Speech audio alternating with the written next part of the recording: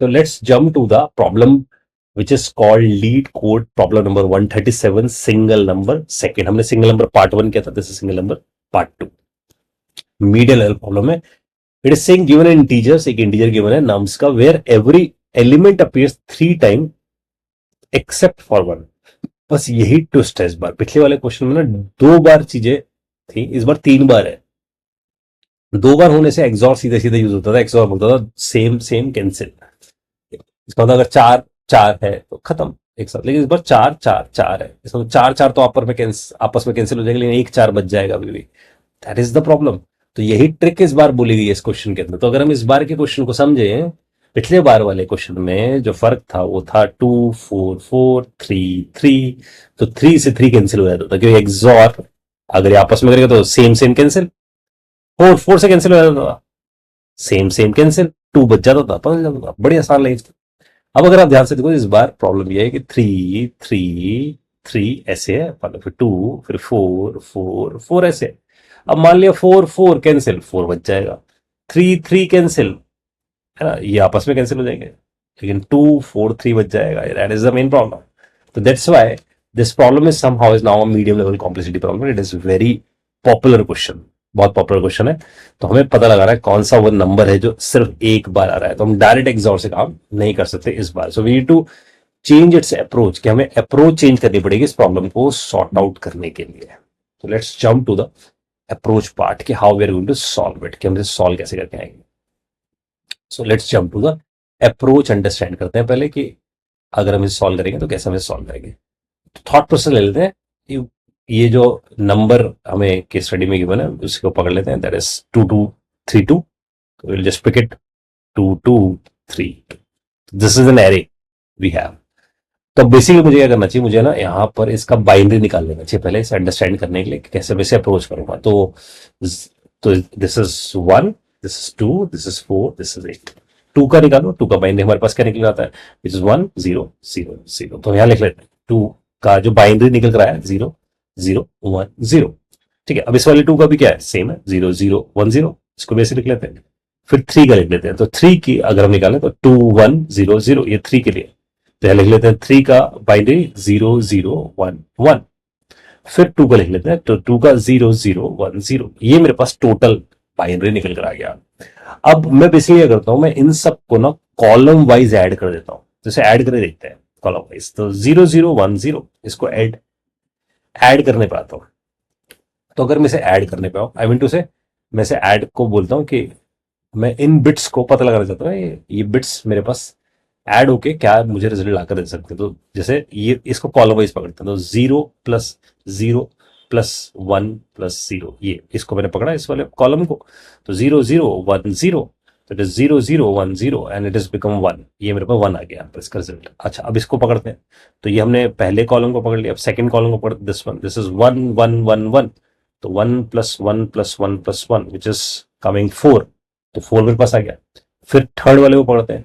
तो 0 0 0. तो थर्ड वाले पे क्या है, 0 plus 0 plus 0 plus coming as 0, है ना. और इसको पकड़े फोर्थ वाले को, तो वो भी 0 प्लस 0 प्लस 0 प्लस 0. तो ये हमें समझ में आ गया.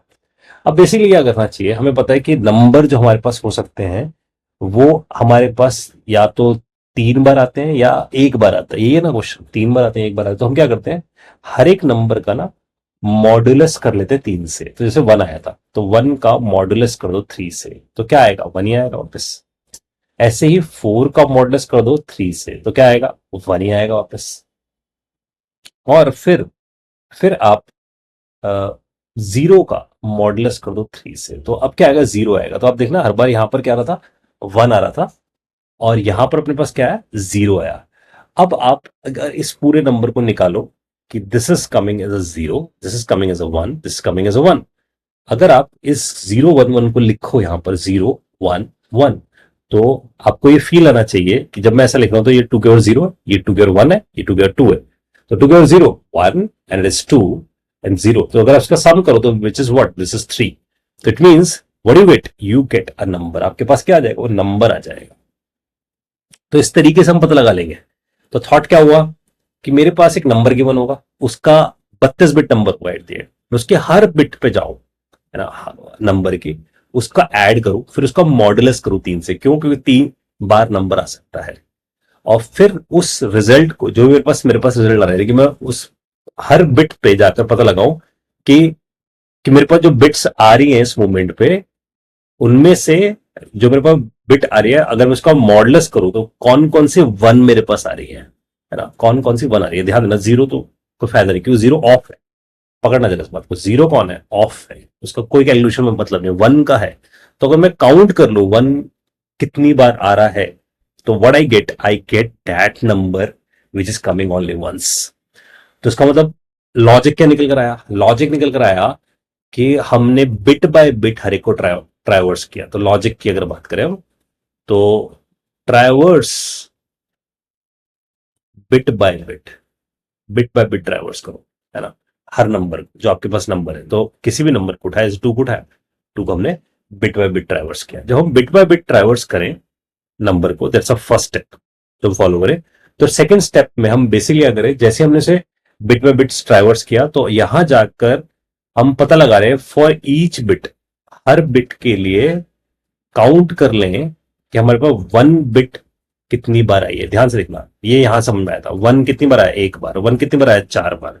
तो यहां पर असल में मैंने क्या किया, काउंट बिट्स, कि मेरे पास वन कितनी बार आया है ये काउंट कर लिया। तो मैंने यहां पर for each bit count one bit, ये मैंने काउंट कर लिया है। फिर उसका मैंने क्या किया, टू मॉडुलस, 3 से उसका मॉडुलस कर दो। अगर 3 से मॉडुलस किया और मेरे को वन आया, तो इसका मतलब यही वो बिट्स है जिन्हें मैं कंसिडर करूंगा। तो मैं बोलूंगा कंसिडर जहां पर मेरे पास वन आता है ना, उसको कंसिडर कर लूंगा, and that will give you number. वो नंबर मेरे को मिल जाएगा, जैसे मेरे को यहां मिला था वन, इधर आया था वन, इधर आया था मॉडुलस करके, जहां जहां वन आया था, that one one makes three, और मेरे पास थ्री मिल गया था। So this is the whole sole approach to perform this. अगर हम इसे परफॉर्म करना है, this is the mental thought process. अब आप अपने आप से सवाल उठा सकते हो, क्या मुझे ट्रैवर्स आता है बिट बाय बिट करना? हाँ मुझे आता है, मैंने करके देखा है। पहले क्वेश्चंस भी ऐसे करें जिसमें आपने बिट बाय बिट ट्रैवर्स करके देखा है ना। तो लूप चलाते हो, बिट बाय बिट ट्रैवर्स कर लेते हो। फिर अगर आपसे पूछते क्या काउंट करना आता है आपको बिट्स को, हाँ, नंबर ऑफ वन बिट्स नाम का क्वेश्चन किया था, याद करो। उसमें हमने इंटीजर और बिट काउंट यूज किया था, या फिर हमने हैमिंग वेट वाला ये वाला फंडा यूज किया था, एन माइनस वन। इससे भी आप लोगों ने यही सेम परफॉर्म किया। तो हमें बिट भी गिननी आती है, तो हम बिट गिन के आ जाएंगे इसमें, मॉडुलस में कोई दिक्कत है ही नहीं, और उसके बेसिस पे हम नंबर निकाल कर आ जाएंगे। तो लेट्स अप्रोच इट, तो इसे ट्राई करके आते हैं कि how we are going to solve it. तो सबसे पहला थॉट क्या आना चाहिए, we need to maintain a result, कि हमारे पास वो जो नंबर है जो एक बार आया है, तो this contain this contain this contain the number which is coming once, जो एक बार आया, जो यूनिक नंबर है अपने पास, वो यहां जाएगा। अब हमें बेसिकली क्या करना चाहिए, हमें इसका ट्राइवर्स करना चाहिए, लूप चलाना चाहिए। तो मैंने यहां पर लिखा for integer I equal to zero, zero से क्यों चला रहा हूं, क्योंकि आपको पता है जो सबसे राइट मोस्ट बिट है वो जीरो से ही शुरू होती है। तो जीरो बिट होगी अपने पास, और उसे कहां तक लेके जाना चाहिए मुझे, 32 तक, यानी कि वो 31 तक ही जाएगी, इसलिए 32 तक यहां चला दिया लेस, और लूप चला दिया। ठीक है, तो ये लूप चल गया। तो इसका मतलब मैं बोलूंगा, मैं बेसिकली क्या कर रहा हूं, बिट बाय बिट ट्राइवर्स करूंगा। इससे पता लगाऊंगा कि मेरे पास कौन कौन सी बिट्स ऑन है, कौन कौन सी, आई मीन टू से सेट बिट्स है। ये मैंने किया, और उन बिट्स का क्या करके आऊंगा, उन बिट्स का मैं काउंट करके आऊंगा कि भाई मेरे पास क्या काउंट है उनका। तो यहां पर मैं उसका एक काउंट वेरिएबल मेंटेन करूंगा, तो इसका नाम बोलूंगा काउंट द बिट। ये बिट काउंट करके आएगा, यानी कि जो सम कर रहा था मैं, तो इसका मतलब मैं इसके थ्रू काउंट करने जाऊंगा। अब मेरे से अगर कोई पूछे काउंट करना है, तो किसको काउंट करना है, मेरे को एक एक नंबर की बिट्स को काउंट करना है, तो मैं यहां पर लूप चलाऊंगा, एक इंटीजर नम कॉलन नम्स। क्यों ऐसा कर रहा हूं, क्योंकि मेरे को पता है कि मुझे टू की भी बाइनरी निकालना है, थ्री का भी, फिर टू का भी है, सबका निकालना है। तो इसलिए मैंने क्या किया, एक लूप चलाई, तो 32 की बिट निकल रही है, यहाँ पर वो नंबर आ रहा है। अब जो मेरे पास नंबर आ रहा है उस पर मेरे को काउंटिंग करनी है। तो मुझे क्या करना है, चेक द ऑन बिट, कि ऑन कौन सी बिट। अगर आप याद करो कि सेट है या बिट या नहीं, उसके लिए हमने पढ़ा था एक question, this one, care bit is set और नॉट। नहीं समझ में आया तो ये देखना जरूरी है। तो केयर बिट सेट और नॉट ये हम लोगों ने परफॉर्म किया था, वहां पर हम लोगों ने देखा था कि कैसे हम पता लगा सकते हैं कि बिट सेट है या नहीं है, एंड लगाकर फिर हम आइडेंटिफाई करके सकते हैं कि वन पे है या नहीं। तो अब मैं करूंगा check the first bit, check the bit is on और नॉट, है ना, वो मुझे पता लगा कौन सी, जो जिस पे मैं होऊंगा, यानी कि जिस ith बिट पे मैं होऊंगा। तो मैं बोलता हूँ चेक दी ith बिट, है ना, check the on ith bit, मैं समझ देता हूँ कौन सी ith बिट ऑन है या नहीं है, ये मुझे पता लगा रहा है। अब मैं यहां सिंपल बोलूंगा, अगर जो भी मेरे पास नम आ रहा है और अगर मैं उस नंबर की ith बिट पता लगाना चाहता हूं, तो मैंने यहां पर ऐसा लिखा, नम, उसकी एक बिट शिफ्ट करता चलूंगा और यहां मैं पता लगाऊंगा एम्परसन ऑफ 1, ये करके आ जाऊंगा। तो इसका मतलब नम, और मैंने इसे राइट शिफ्ट किया, एक बिट राइट शिफ्ट होगी, और एम्परसन 1 मैंने किया। ये क्या कर रहा है, this ampersand is basically bitwise and, है ना। इस एम्परसन को हम क्या बोलते हैं, बिटवाइज एंड। बिटवाइज एंड क्या चेक करता है, अगर 1 1 हुआ तो बिट सेट है, वरना बिट अनसेट है। अगर वो सेट निकली तो वो 0 के बराबर तो कभी नहीं होगी, है ना। तो it means that bit which I have, it is equal to 1, वो 1 के बराबर होनी चाहिए। अब अगर ऐसा है तो in this case I will do count this, मैं काउंट करके आ जाऊंगा इस मूवमेंट में। तो मैंने काउंट कर लिया उस बिट को। अब जैसे ही मैं इस लूप से बाहर आया, ये मैंने काउंट किया था इस बिट को, जैसे ही मैं इस लूप से बाहर आया काउंट करने के बाद, तो this is counting of bits 1 by 1। इसका मतलब आपको फील आना चाहिए ये वाला काम हो रहा है, 0 0 0 1 0 0 1 1 1 1 0 0 0, ये हो रहा है। अब जैसे ही हो जाएगा तो what I need to do, मुझे यहां जाकर चेक कर लेना चाहिए कि जो मेरे पास काउंट आया क्या वो मॉडुलस 3 है और वो 0 के बराबर तो नहीं है। इट क्लियरली मीन्स कि मैंने यहां पर 0 0 1 किया था, तो मेरे पास यहां आया था 1, और फिर उसका मॉडुलस किया था, अगर उसका 1 आया, 4 का किया, मॉडुलस 1 आया, तो इट मीन्स वो मेरे पास 1 बिट है, यानी कि ऑन बिट है। तो इसका मतलब मेरे पास वहां पर ऑन बिट है। अगर ऑन बिट है तो उस ऑन बिट को रखना पड़ेगा मेरे को अपने पास, किसके अंदर, रिजल्ट के अंदर। और ऐसा रखने के लिए कि मैं रिजल्ट में रखकर आ पाऊं इस वैल्यू को, तो मैं ऐसा लिखूंगा रिजल्ट और, तो यहाँ पर और लिखूंगा, और यहाँ वो बिट सेट करने के लिए हम यहाँ लिख देंगे 1 और यहाँ पर आई। तो उस ith बिट को, उस ith बिट को क्या करके आ जाओ, सेट करके आ जाओ।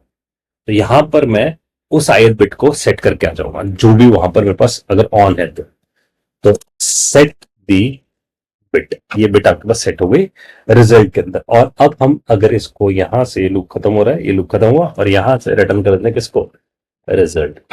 तो थॉट बहुत सिंपल सा है, जो हम लोगों ने यहाँ पर अभी लॉजिक समझा था, उसी लॉजिक को मैंने यहाँ पर इंप्लीमेंट करके दिखाया आपको, कि पहले हमने 32 बिट एक एक बिट के लिए चलाया, उसमें से एक नंबर निकाला, नंबर में से हमने चेक किया क्या वो बिट ऑन है नहीं, अगर ऑन है तो गिनना शुरू किया, गिनने के बाद हम लोगों ने पता लगाया कि अगर वो मॉडुलस 3 हो जाता है तो इसका मतलब सिंपल है कि वो बिट हमारे पास ऑन है तो उसे अपने पास रख लिया, क्योंकि हमें वही बिट्स निकाल के रखनी थी जिससे हमारा नंबर बनेगा। तो रखने के लिए और लगाया गया है, क्योंकि अगर यहाँ ऑन है तो, और यहाँ पर ऑफ है रिजल्ट में, विच इज 0, तो ऑन हो जाएगा, ऑन होकर रिजल्ट में स्टोर हो जाएगा, and then we are going to return that result. और हम रिटर्न करके आ पाएंगे रिजल्ट को। लेट्स डू फर्स्ट, हम इसे चेक कर लेते हैं, कोई टेस्ट केस में इशू है ना। अच्छा, यहां पर आ रहा है विच इज बिकॉज ऑफ इस पूरे को मैंने एक्सप्रेशन में नहीं डाला हुआ, इसे पूरे एक्सप्रेशन में डाल लेते हैं, फिर रन करते हैं। अब चेक कर लेते हैं, तो just passing this test case, submit करते हैं, सबमिट करके पता लगाते हैं कि is it passing all the rest of the test cases. Yes, it is passing all the rest of the test cases. Time complicity, space complicity जज करने पे आते हैं। इसकी टाइम कॉम्प्लिसिटी अगर आप देखो तो कितनी बार लूप चलाई, 32 बार। तो इसका मतलब टाइम कॉम्प्लिसिटी है हमारे पास 32 टाइम से चल रही है, और उसके बाद n के लिए चल रही है। तो इसका मतलब 32 इंटू n इसकी टाइम कॉम्प्लिसिटी। थिंक अबाउट, दो लूप चल रही है, तो you will say O of 32 into n, क्योंकि एरे का साइज, नम्स का size we don't know, that it's why I am saying n। तो we can consider this as a O of n ही consider कर सकते हैं, कि 32 fixed है हमारे पास, तो 1 into n, it is n, और space complicity wise O of 1 है हमारे पास, राइट।